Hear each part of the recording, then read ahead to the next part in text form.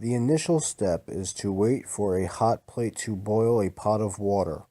As the steam from the boiling water rises, it causes the tape attached to its inner rim to unstick. The tape is holding a tiny mass in place attached to a string that keeps the guillotine blade in place. When the tape unsticks, this releases that string. Step 2. The same string is attached to the blade of the guillotine by a pulley. Once the string is released from the tape, the axle of the pulley book turns and the blade goes down due to gravitational force. Our pulley is a fixed one with an ideal mechanical advantage of 2. The two parts of the rope equally support the load, which, in this case, is the tiny mass. This makes the ideal effort force only half of the total force needed to lift the load. Thus, the net force causing the blade to fall is greater because the string tension is less and the blade accelerates faster. The pulley was also used in preparation, except with the blade being the load. In this case, it changed the direction of the effort force from pulling down on the tiny mass to the blade going up. Step 3. The blade of the guillotine cuts a piece of paper acting as a wedge. The force applied to the wedge is gravitational pull. This force is converted to forces perpendicular to the sloped edges of the blade. This splits the paper apart. The wedge provides a mechanical advantage because the sloped edges increase the distance through which the force is applied. The ball bearing is attached to the piece of paper with a string. The slicing of the paper allows the ball bearing to roll down a track.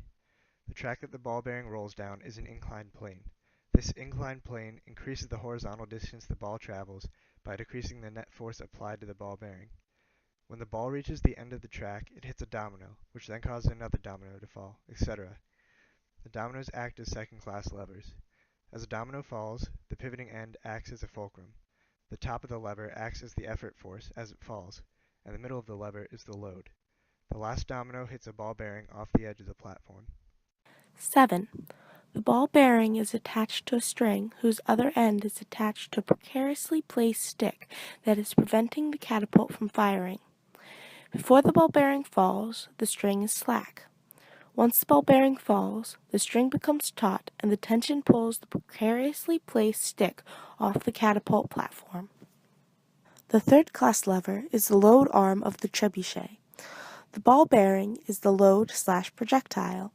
The end of the load arm acts as the fulcrum, denoted in the diagram with a star, and the middle of the load arm is where the effort force is applied. There are also screws inside of the trebuchet that hold it together, but do not play a direct role in the function of our machine. 8.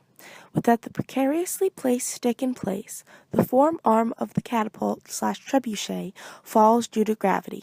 The mass on the force arm of the trebuchet acts as a counterweight that provides the energy needed to launch the projectile.